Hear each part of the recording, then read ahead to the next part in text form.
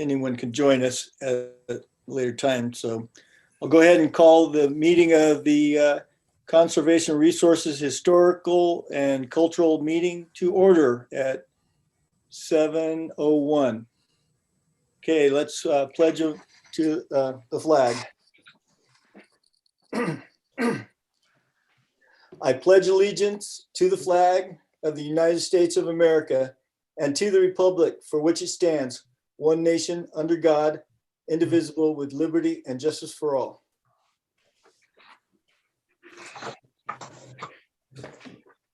Okay, do a roll call. Okay, Chairman Jeff Duncan. Here. Vice Chair Stephanie Youngblood. Here. I don't see David Ring yet. Eden Lee. Here.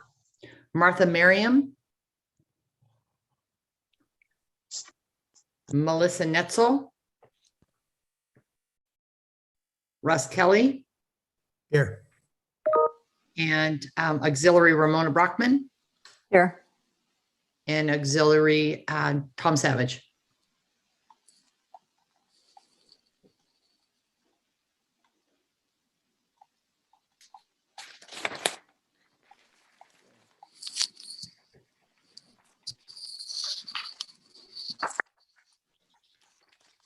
We have a quorum, or we probably don't necessarily need it today. I don't know.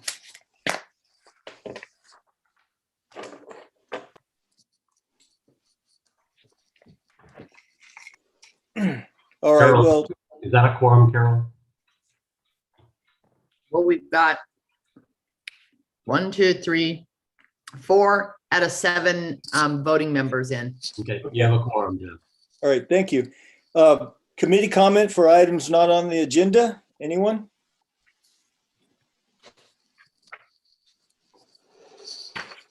Okay, seeing none, public comment for items not on the agenda.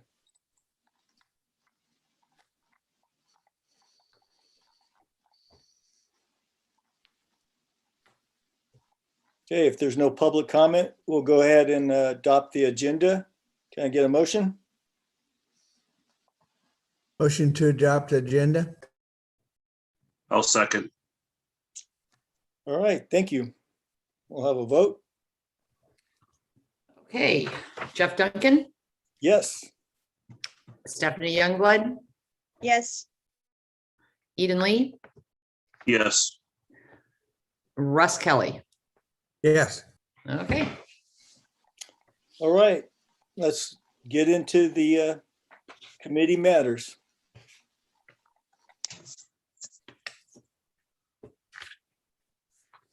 Mary Beth, we can't hear you. Oh. Yeah. For some reason, your microphone is not You're on working. mute.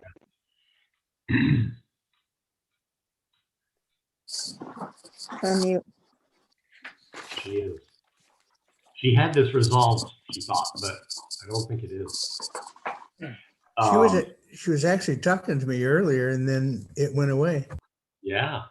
So Mary Beth, something happened to your microphone or your system. Can't hear you. So let me kind of jump in here if I can a little bit. Is I think one of the first things on the agenda, Jeff, is to do introductions. So I will help. Let's see. Mary Beth is the planning director for the town. Andrea's board, the assistant town council. Carol Parker is assistant to Mary Beth and taking notes tonight. Christy Consolini is with my firm helping out with writing various elements. And I'm overall project manager for the general plan update. And then we have Melinda Peak with us, who is doing the cultural work and will be making the presentation. So Jeff, if you want to do introduction of the committee and alternatives, that'd be great.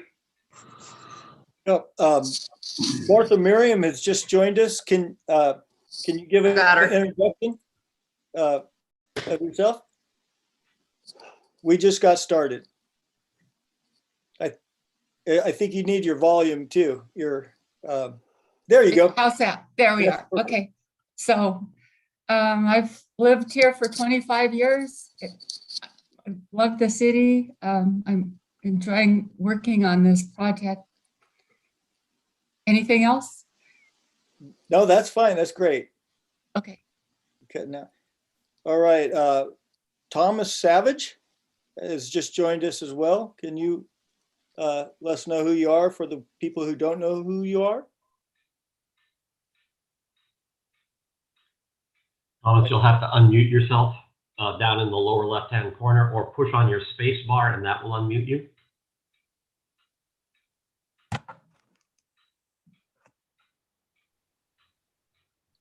Okay, maybe we'll go to Ramona. How about Ramona Brockman? I've heard of your name before. Hi, yeah, I'm Ramona Brockman. I've lived in the Loomis area about 20 years now, and I do have a background in historic preservation. So that was one of the biggest reasons why I applied to be on this committee. So hope I can lend some insights and help out with this portion of the general plan. And Eden Lee, I know you have some connection to parks yourself, right? Yes, sir. Yeah. My name's Eden Lee. I'm a land agent with California State Parks. Placer County resident now for about 20 years. Been in Loomis for the last 5. Actually, got my degree at Sac State in history. Started the oral history program with Dr. Pitty about, what is that now, about 25 years ago. So excited to be, part of this program. Yeah, excellent. Thank you, Eden. Stephanie Youngblood. So I lived in Loomis Pinner area my whole life. I lived in Pinner for 28 years, and then I moved to Loomis down the street, Big John. And I've been here in the house that I live in this little community for the past almost 10 years. So yeah, and that's me. I'm very interested in outdoors, that sort of thing. I'm not going to ramble, but I'm the vice chair on this committee, and I'm very interested in preserving our natural resources and keeping Loomis historical and special the way it has always been my whole life. So. All right, thanks, Stephanie. You're welcome. Russ Kelly. I know most people know who you are, but. Okay, I hope that's a good thing. I actually came here to live in 1968. I built my house here, bought my property here. Before that, I was here with my grandpa, who lived in one of the first new housing developments called Hidden Valley. He had, I think, the 3rd house in Hidden Valley. And I've explored everything around here. The bottom of Folsom Dam before it was ever built, or while it was being built. I've ridden my horse all the bottom of the dam and that sort of thing. When I came to Loomis, there was 350 some people on the census here in Loomis. So I got a head start on a bunch of you folks. I spent 20 years on the Placer County Parks Commission. If you go around the county, you'll find my name on some of the parks, because they do that when you're on the Parks Commission, and they build a new park. I helped do the King Road Park, getting the ball diamonds in and all that sort of thing. So it's been a great time, and I'm glad that I was here, and most definitely glad that I'm staying here to see what goes on and how we can be better. Thank you. All right, thanks, Russ. Thomas, I saw your picture for a second. Can you tune in to tell us about yourself? Yeah, I'm here. Sorry, I'm working from my phone. I've been in Loomis about 4 years. I grew up in the foothills. I'm in my 30s. I love Loomis. It's great. As we're growing, I want to be able to preserve the kind of natural feel where we have the interface between urban and rural, and keep that a part of the town. I'm a licensed landscape architect. I work for the Army Corps of Engineers. I'm doing restoration, mitigation on environmental sites. I love it here. I'm happy to be here and glad to be a part of the team. Thank you. All right. That sounds great background, Thomas. Yeah, I moved here in '86 and we loved it so much. We moved about 3 blocks from our other house that we lived in. So really like that. I have a degree in psychology, but I could be a second, or what would you call, a self-studied history major. I love history. So I'm real excited about everyone's background and love of history and cultural backgrounds and stuff. So we'll let staff take over and get us started here. Thanks. Okay. Mary Beth, you got your sound back? Doesn't look that way. And I probably don't do as well as Mary Beth, but a brief kind of introduction to the process. It's intended that the committees first are going to be looking at the settings section, and Melinda has prepared the settings section. It's up on the website for you to review and then add to. Once we do that, then we want you to be looking at the goals, policies, objectives, and implementations of the general plan and making recommendations. And the third section of the committee's responsibility is specifically looking at the implementation programs and how we make these things happen over time in the town of Loomis. So don't know how many meetings it will take. Maybe it's all done in 3, but if it takes more, then it will take more, and we'll move on from there. But that's kind of the sequence of events for the committee. So tonight, Melinda, who has put together or updated the settings section, which is on line volume 3 setting, we'll do a presentation. I think Mary Beth, you're going to pull up the presentation and run the presentation from your place. And then Melinda, it looks like you're ready to go. So I'll let you go. Okay. Okay. Is my sound okay? Yes. Okay. I just want to start off by saying that just introduce myself since everyone else was kind enough to do it. I work with a cultural resource management firm that my mother started. My mother was the archaeologist. We've been in business since 1975, and cultural resource management is both archaeology and history and looking at how to manage resources. So and my little connection to Loomis is that my great-grandmother lived there. So as a small child, I got to go visit my mean great-grandmother, and she is now residing in the Newcastle Cemetery with her 4th husband. So so that's my connection to Loomis there. Next slide.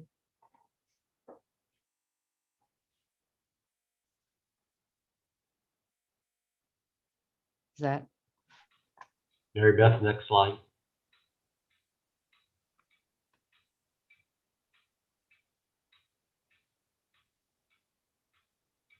There you go. Got it. Okay. We've gone through the agenda, so we can, next slide.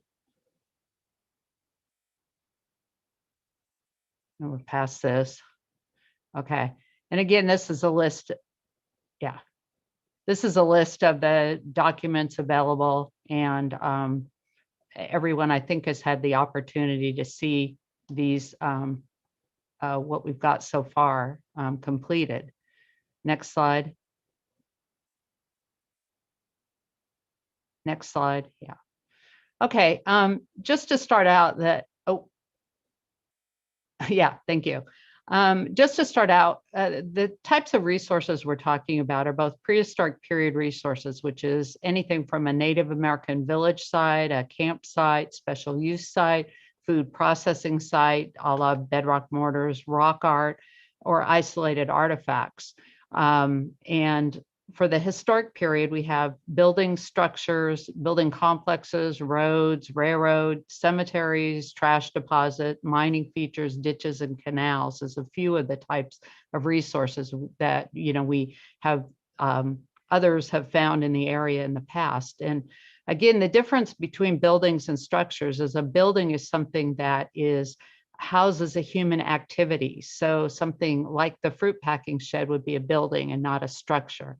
A structure is a dam, a road, a levee, something like that, that's supportive of human behavior, but not actually housing human behavior. So again, those are just a couple of the terms we'll use. Next.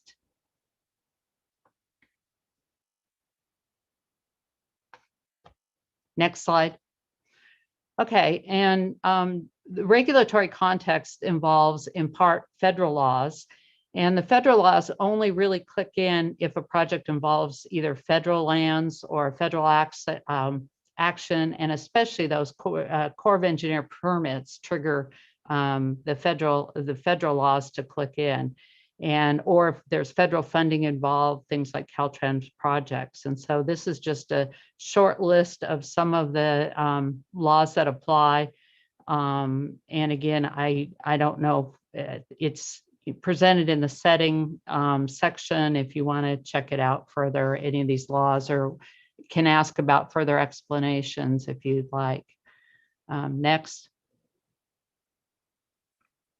And primary to this project are and to most of what goes on are the applicable state laws, especially the CEQA, which again requires the agency to determine if a project will have an effect on significant cultural resources.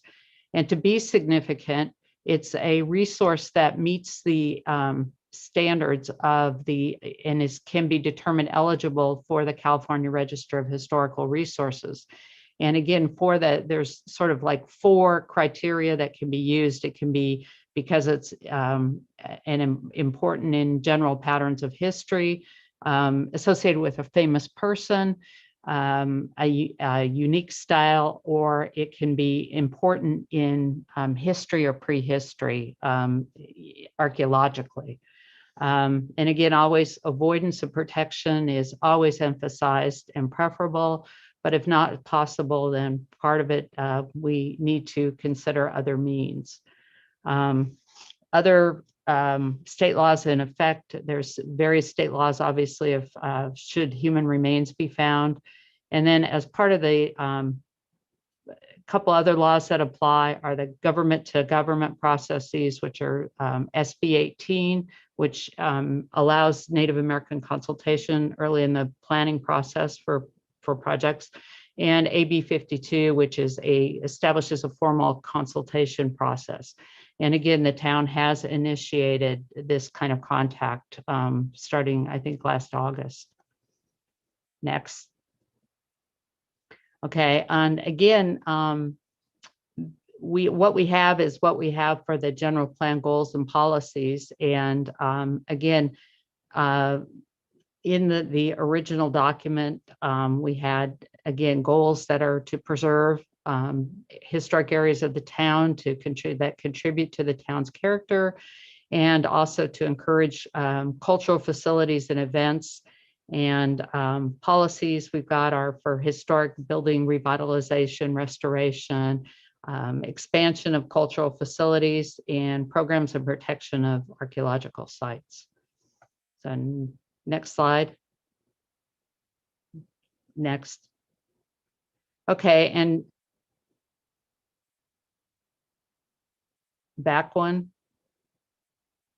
I just wanted to, again, to me, and I'm sure to you who reside here, it's a little bit more familiar, but we have about roughly, I think, close to 7 square miles, and it's an unusual configuration, which brings in many different types of resources just because of the layout of the town. And so, again, that's part of the consideration here is what have we got here in terms of resources.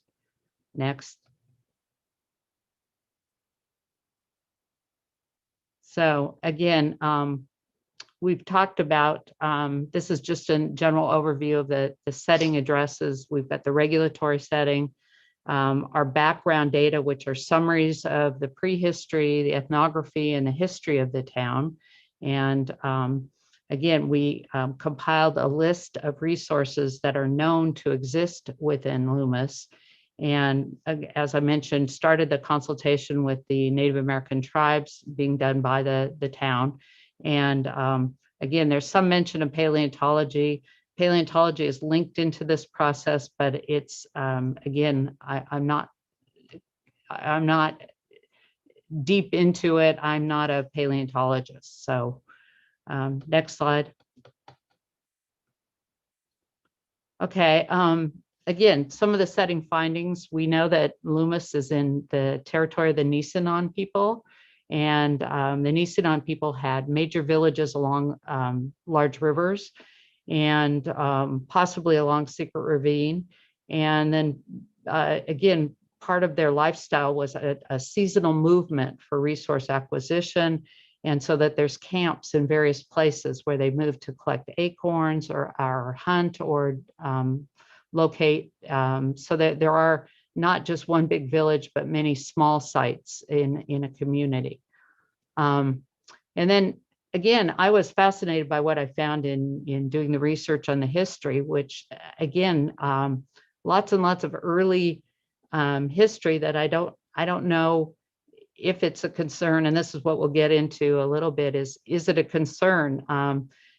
Secret Ravine was extensively worked for placer gold. And again, Loomis had a number of smaller communities that are now covered by portions of the town. And you have Pine Grove House, Pino, Secret Ravine, Placer, and Smithville.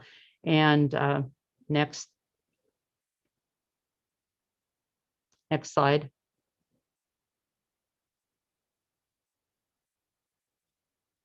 And of course, of those towns, I should mention that some of them are Smithville had a racetrack and a hotel and was a major business. And again, that of course is related to the transportation route that went up the hill and fed into the other mines up the hill. And again, so this was happening 1840s and 1850s.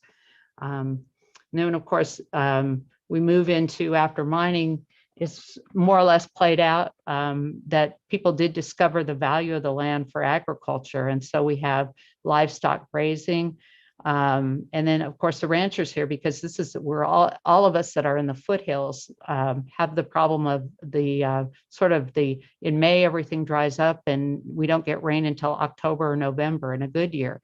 So the ranchers had to practice transhumance and move from the dry setting up to the hills and had ranges for their sheep and cattle up in the hills.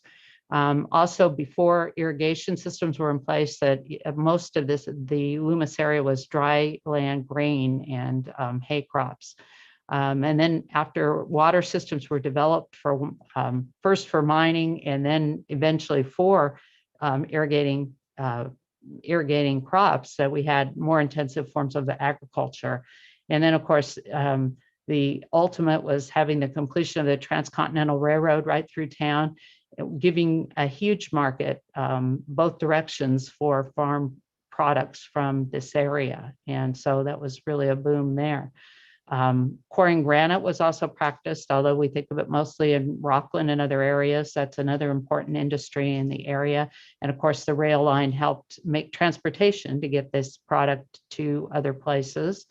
And mining did continue in the area until the 1930s, but agriculture dominated.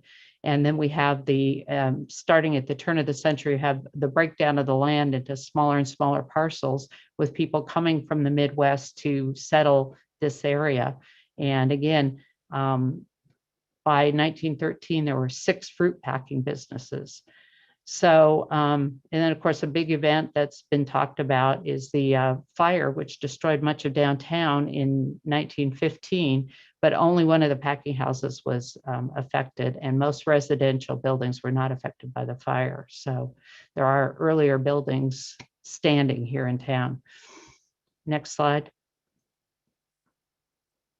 Okay, so to find out what was known about cultural resources in this area, we did a record search through the information center that for Placer County, and found that there had been a total of 65 resources recorded for the town. of which only 8 were of the prehistoric period. And again, part of the problem with doing this kind of research is everyone thinks that these sites are still there. There is no follow-up ever on what happens to these sites and resources. So of the 65 resources, we could have 5 standing, 10 standing, we don't know. There's 65 things that have been looked at.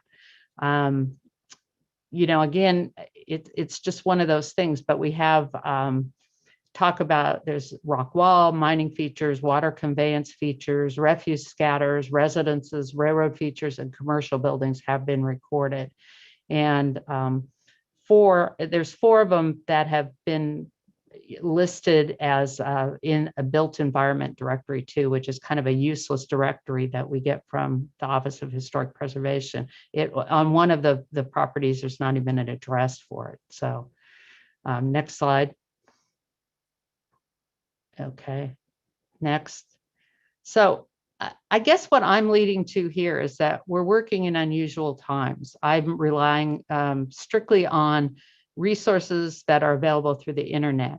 I know that there's collections of other information for Loomis at the Placer County Archives, at the State Library, many other places. So again, I think there's a lot more to be learned.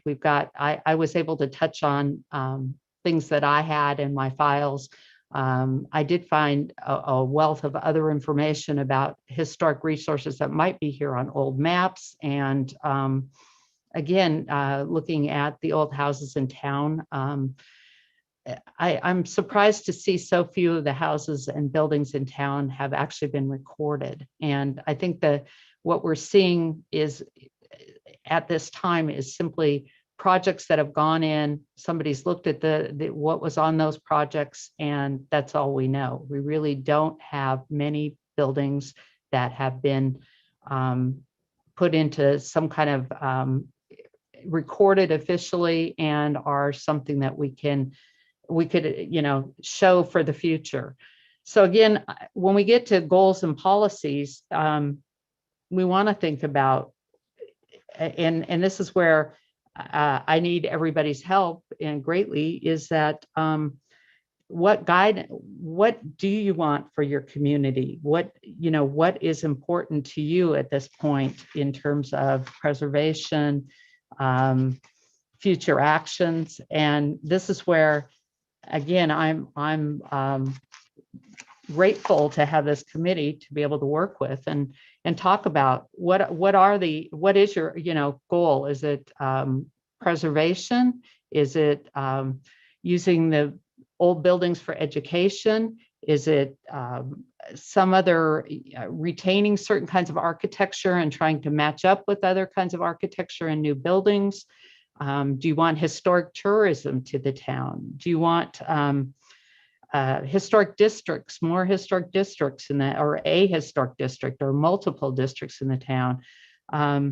So again, I think that's sort of where I'm stopped at and looking for help with trying to, build some goals and policies and implementation measures for the future. And next slide. And again, we don't have, at this point, we have very few policies to review from the last effort. So again, I think we're sort of more wide open on a lot of these issues. Next. So again, this is the existing goals we have. As I said, preserve and where appropriate, replicate historic areas such as downtown district and fruit sheds that contribute to Loomis's distinct character, and encourage cultural facilities and events in town. And again, this is sort of relying on the older form of doing the general plan where cultural resources did include cultural events also. Next. So, and again, accompanying the goals are these existing policies, and again, some of these are certainly adaptable to what we're, the new set of goals. But it's, again, all of this needs to be, I think, worked on.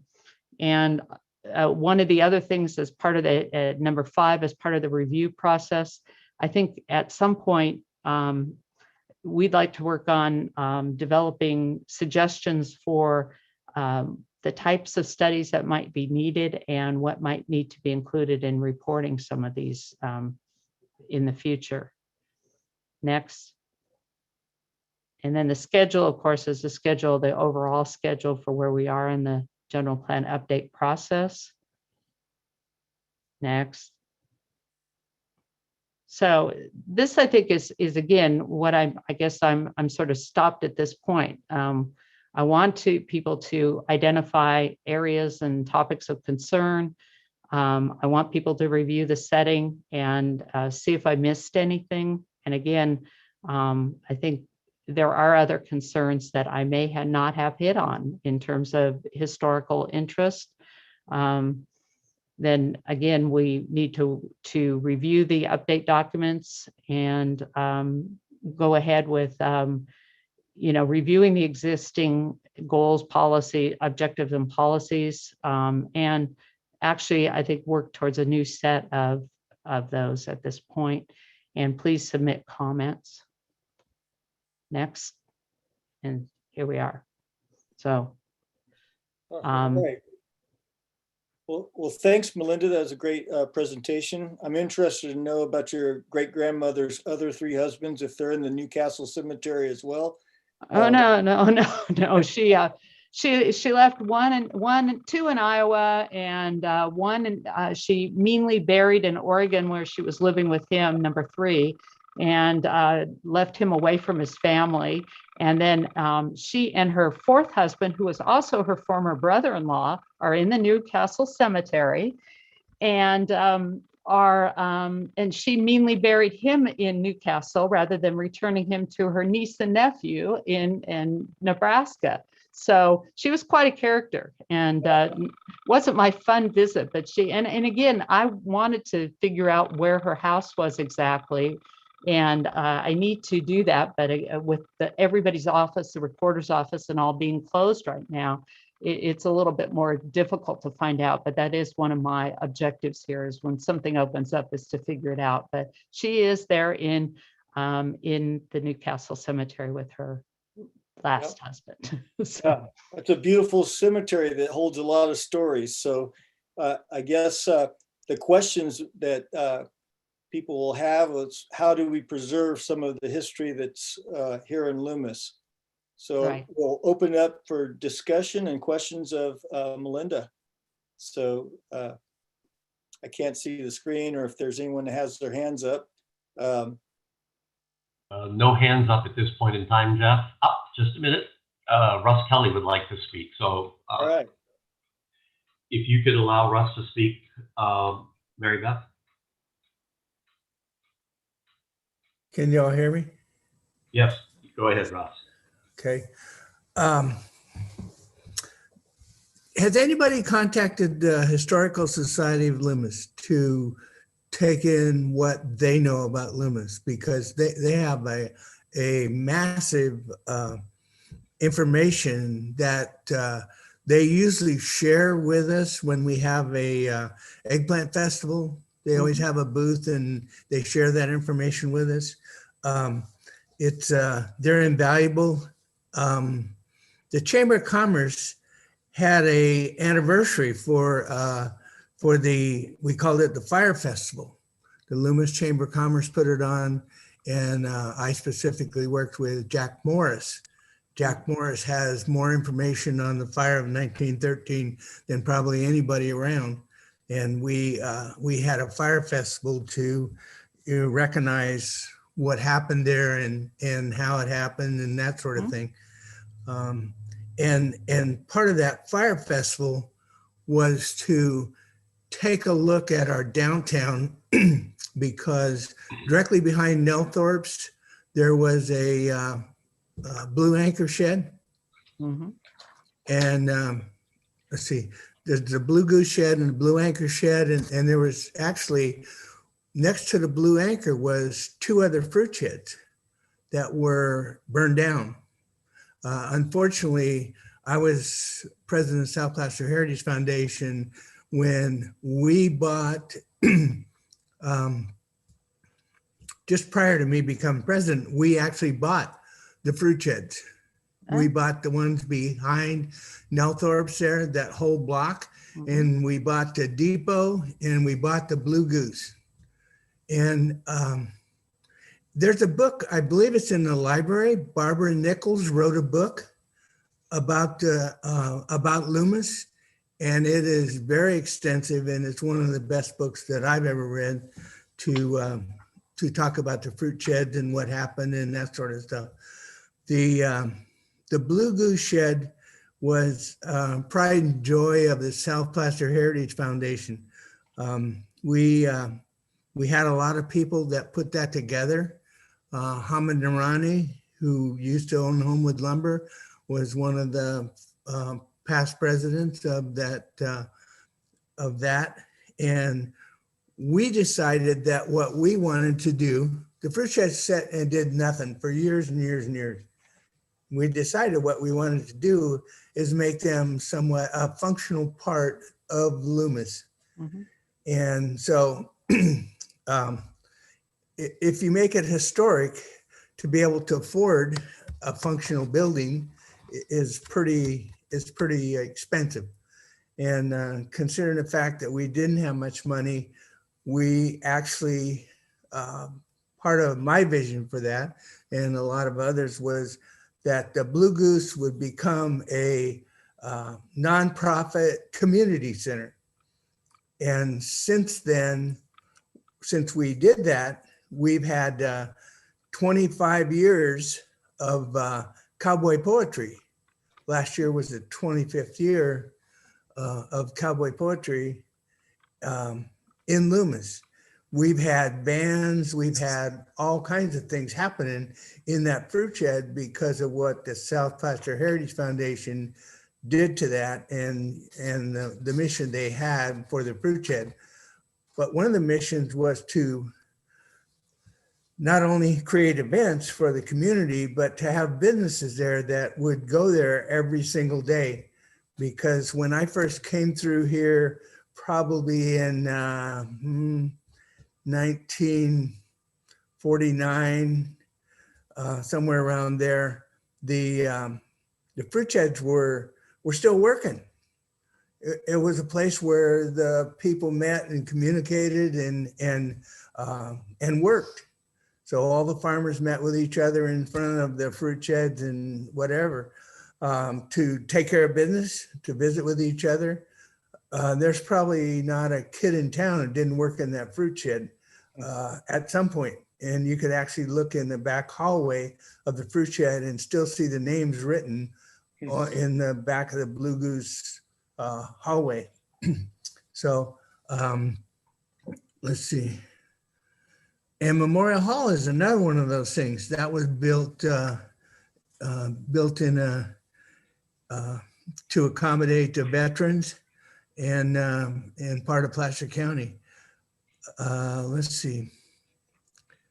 There's a whole lot goes on with all that, and my suggestion is the Historical Society has massive amounts of stuff that talks about all these things that we're talking about here.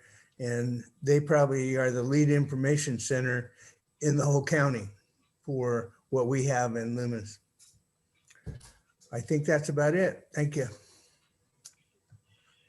Ramona has her hand up. So Mary Beth, can you open up for Ramona to speak? Am I unmuted? You're unmuted. Oh, okay, very good. Yeah. So first, I just wanted to, the Historic Society would be great, and I'm sure someone can put you in contact with some of the people, Barbara Leake, and some other people that could give you a lot of information, historic information on Loomis. There is and I think it was a Sac State student project that did a limited cultural historic inventory of parts of the downtown, not all of the historic couple blocks of downtown is just part of it, but at least it's something to go off of, that it was done as a historic building inventory. So if you're interested in that, I went to Sac State and pulled it up and photocopied it.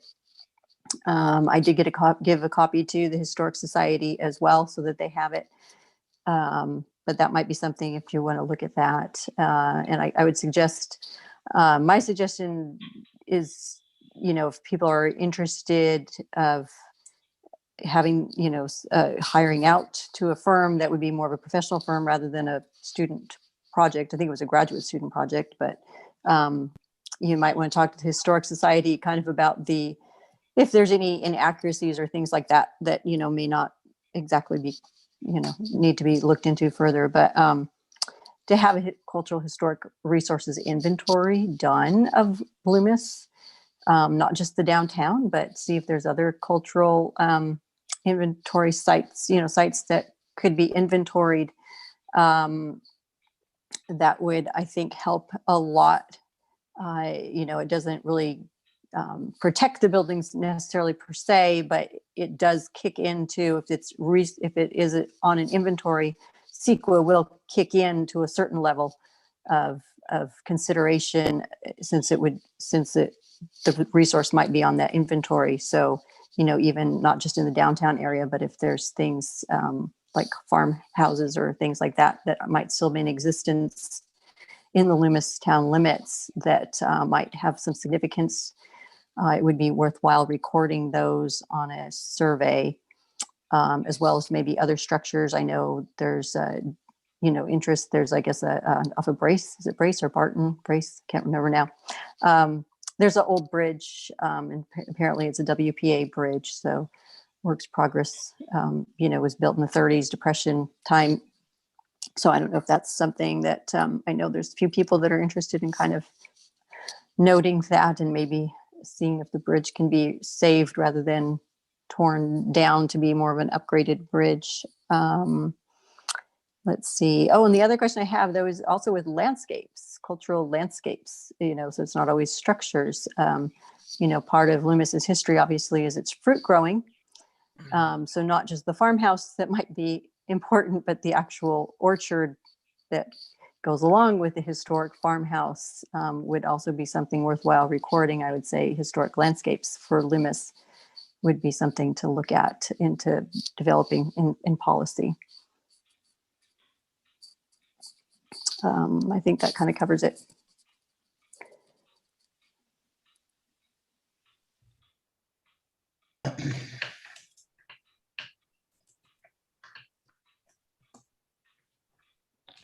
I'm not sure in terms of procedure, but I did write letters twice to the Loomis Basin Historical Society and heard nothing back. So I may have to go another route to get in touch with them, but I tried. I mean, and Okay. and again, I understand they have a collection at the library, and I'd love to see it, but I'm not sure if your library opened up yet or not. I think it is. Yeah, it is open. Okay. It is. It has, I think, shorter hours, but it is open to people actually going in.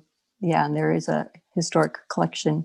There's a collection of historic documents in the library, so you'll be able to go in. Okay.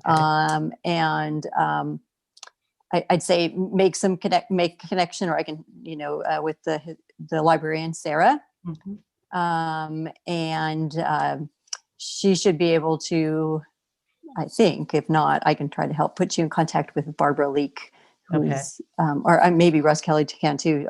He's been around longer than I have, and so is Barbara. So, but she's definitely one of the main point people who has a lot of history to share. And yeah, I haven't seen her recently, but she would definitely be a person that I'm sure would be happy to talk to you. Ed Horton as well, obviously, would be I've talked to Ed. Ed, okay. So, and he can put you probably in contact with Barbara too. Okay. They're all part of the same heritage group, Ed and Barbara and Beth and Wright. So, yeah. Yeah, and Melinda, you can reach Barbara Leake at the South Placer Fire Department. She works there. That's her regular job. Oh, okay. At the Eureka, she's at the Eureka Boulevard one. And you can catch her there. And Beth Enright is a really, really good, and she worked at the library for a long time. But if you got a hold of Sarah Comstock at the library, she could get you Beth Enright's information as well, and she could really enlighten you as well. Okay. That's great. Okay, is there anyone else on the committee who would like to make comment? Is there, Russ brought up the idea, the original idea, I think, Russ, you were saying about the Blue Goose Event Center that would be a community center that, you know, people in the community could gather at, right? And are there any other buildings that are historic that people would be interested in seeing something like that, or other uses? I'm not sure. Not quite sure which buildings could be historic. There must be some more in town. I'm not sure, but that would be, again, research through Barbara and Ed and the rest of the historical society. So I'd like to hear from other committee members before we open it up to the public. Jeff, Martha has her hand up. So Mary Beth, if you could release Martha, and Martha, you'll have to unmute yourself. There you go. I'm sure you know about this, but they have Sanborn fire insurance maps available for Loomis, and they're from 1913, and they show where all the fruit sheds were at that time, and they show where sleeping rooms were and ice cream stores and things like that from 1913. So it's kind of fun to look at. It's Sanborn fire insurance maps. Yeah, no, I know about them, but I looked for Loomis in the Library of Congress collection and didn't see it. So I'll have to try again. Oh yeah, you must have missed it. Yeah, Yeah, they're really neat. I enjoy them. I love them. I think they're really a great tool to use with. Yeah, so that they have they have the Okay. fruit sheds on there though. So Okay. I used to put them together oh. long ago. Not in 1913. No, about 1975. Yeah. Okay. I see Russ Kelly has his hand up. So the Loomis Fire Department started somewhat after the fire, and we have one of the original fire trucks that Loomis first purchased. I think it was later than the building was purchased. But if you look at the firehouse, the existing firehouse, you'll see the old portion where we have breakfast in there when we have Eggplant Festival, things like that. And we share that. And I believe I served a few years on the fire board, but one of the things that we wanted to do when I was on the board was to make a museum out of the firehouse there. Mostly the reason for that is, one, we'd like to have a museum with all the fire stuff that we have, but two, the new fire truck, it doesn't fit in there. And you can't, it has a forward cab, and you can't park the truck in there and open the cab to work on the fire truck. So it doesn't fit. So it seemed like a great thing to be able to put a museum in there that was connected directly to the downtown, so that people walking through the town could actually, walk over and look at the museum. I have seen one of those in Montour Falls, New York. My wife is from there, and I visited that museum, and it was great. It would be a great addition to Loomis. The nonprofit community center was an idea that originally, in some of our original plans for the town, there was an idea that we would build a Taj Mahal for our town, to have offices and things like that. Well, you can see where our town offices are now. It's in one of the older historic buildings in Loomis. And it was actually purchased when I was on the council. And it's a beautiful old building. It serves its purpose well. It has some limitations, but that's one of the things that happens when you use older buildings. But it creates a great atmosphere for downtown. So the nonprofit community center, we have probably raised, the town has probably raised, I would guess, somewhere over a couple $1 million for activities in Loomis at the Blue Goose. The Blue Goose has the cowboy poetry, which people come from everywhere, and they seat about 300 and some people, 400 and some people in the theater area there, as well as we have crab feeds there. The American Legion has Chipino feeds there. Lions Club has crab feeds there. There's more activities go on in that shed than you could believe. And it is very hard to actually get used to the shed because there's so much activity there. But the money that was raised went to Del Oro High School. It went to the grammar schools.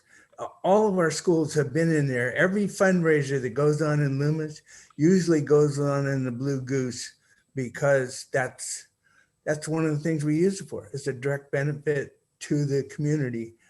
One of the things that some people don't know about the sheds is that if you look at the high hand shed, that was built so that it would take advantage of the summer heat and be able to make the building a little bit cooler for people to work in. It has some real benefits to the architecture and design of that building. Now the shed that burned down had even more. There was that shed was designed by some folks who may have not had an idea of every detail that they were doing, but it was a great place to work. It was one of the best places to work because of the atmosphere inside that was created because of the way the structure was actually built.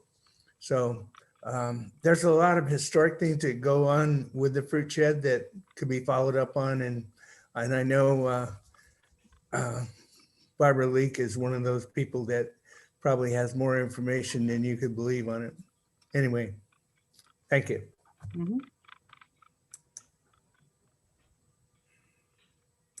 Jeff, I don't see any other committee member raising their hand.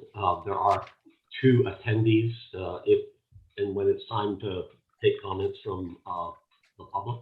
Yeah, let's go ahead and open it up for public comment at this time. All right. First of all, Jenny Kinsley and Mary Beth, if you would open her up. And there you go. It looks like Jenny, you're on. All right, can you hear me? Yeah. Yes. All right. Thank you. Very great presentation, Melinda. I appreciate that very much. And I've worked with the Historical Society quite a bit with the Loomis Legacy Loop and getting all the murals downtown and all of that through my position, my past position with the Loomis Chamber. And I would be glad to share this YouTube video with them so they can see all the questions you have and then get that contact if you don't get that any other way. Please feel free to reach out to me. I think that just listening, I have a lot of comments, but just listening, being on the Economic Development Committee for the general plan, you know, there are challenges with these older buildings with the economic development, but we want to keep that. Everybody says they want to have that small town feel. They want to come in and feel that. So we just need to work together on both of those things. Right. And I'm available. I can give you my email. I would love to work with, and I'll go through the general plan and give you my comments, but I appreciate you did a really good job. Thank you. Thank you. Right, next, Jan Clark Reeds. Mary Beth, if you could open that up for her. Jan, you can unmute yourself. Okay, good evening, everybody. Can you hear me okay? Yes.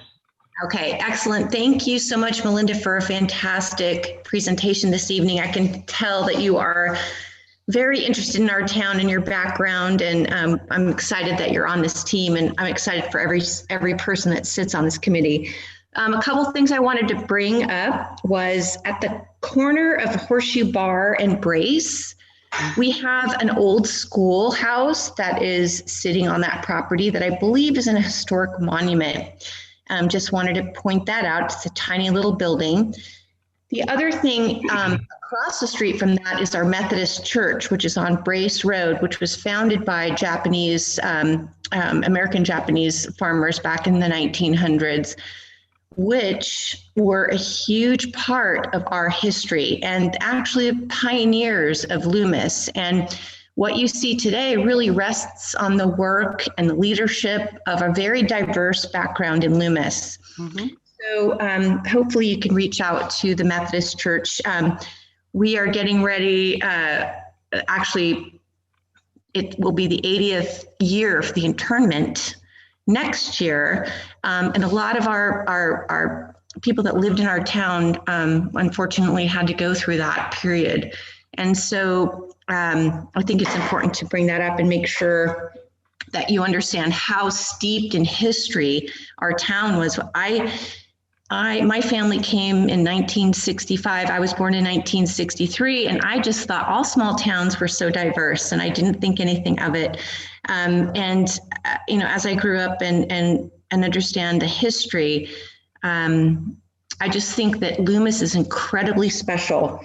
And the pioneers of the early 1900s through the 1950s really built the foundation for the Loomis that we see today. And that piggybacks on what Russ Kelly is talking about with our fruit sheds. And I don't think, you know, just remember there's this huge population that I think really needs to be remembered. And Sierra College did a class. It actually was a project. It was called Standing Guard, and it really depicts a lot of the oral history, or actually histories that were written in this book about people that lived in our area, in Loomis, of course, Placer County, but each of these families really were leaders and pioneers and incredible stories that I would hope to be included in what you're doing. So thank you. If we have Gene Wilson who wants to speak, but one thing Melinda and I talked about some time ago are the names of streets. And if anyone could provide Melinda information about the families that might be associated with those, because that could be a story that's quite interesting also. So next, Gene Wilson, I think you're on. Can you hear me? Now we can hear you. Okay. And Barbara Leake might be very good about street names too, because she knows so much about all the founders and the ranches and things like that. The name of that historical society is the Loomis Basin Historical Society. Right. And the other person highly knowledgeable in that is Howard Stitt, S-T-I-T-T, who writes the Looking Back column in the Loomis News. Oh. So he's one of the people that really knows a lot also. And I think books, maybe Jack Morris may have written a Loomis, if he does the series of all the local towns, he may have done one on that too.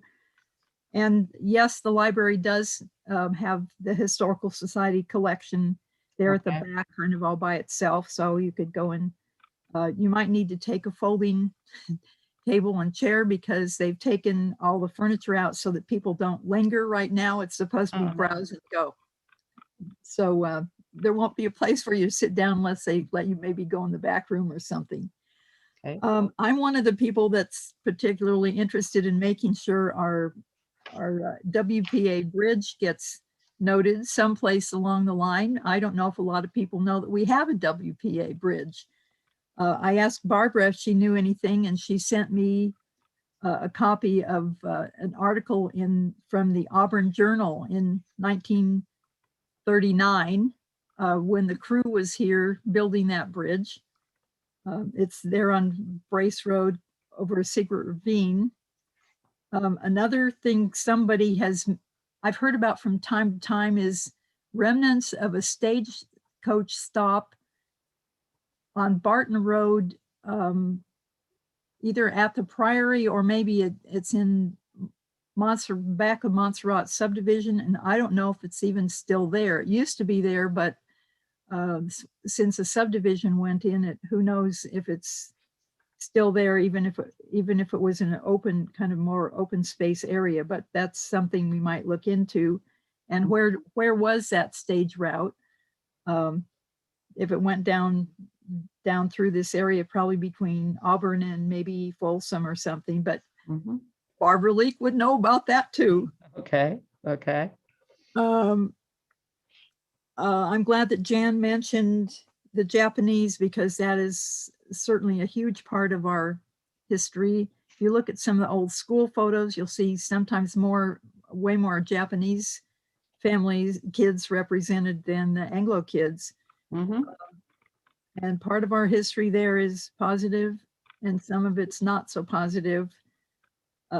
Some people took over their ranches and farmed them for them, their fruit ranches, while they were gone, interned, and other people didn't want them here.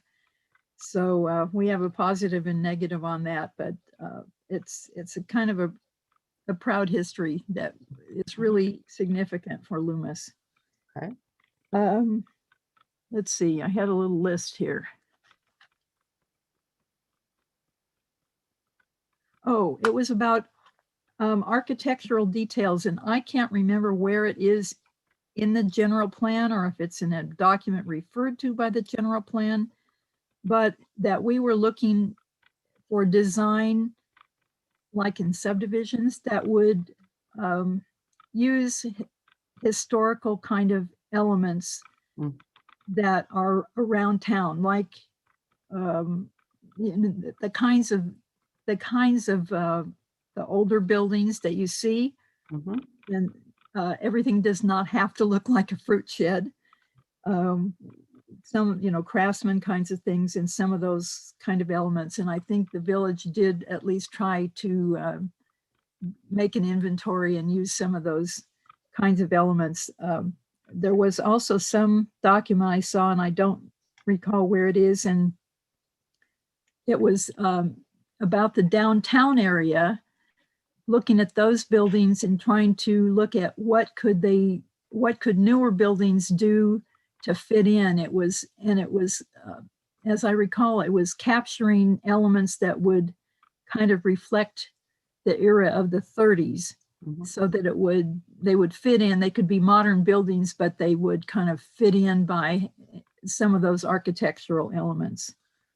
So I think that's the main thing that I wanted to say. Thank you. Excellent presentation. Thanks so much. Oh, thank you. All right. Thanks, Jean. Yeah, we have Jenny Kinsley who would like to speak again, and then Jan Clark-Creets after Jenny. Okay. So Jenny, I think you can speak if you unmute yourself.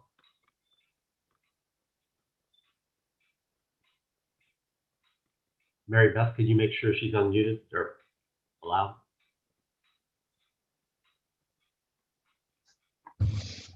There, you're on. I think it's Jan and not Jenny. Can you hear me? Yeah, I can hear you. Okay, so Mary Beth, you unmuted Jan, but not Jenny. Is Jenny first? Jenny was first. Okay. So Jenny, it looks like you're unmuted. Okay, but I've already spoke.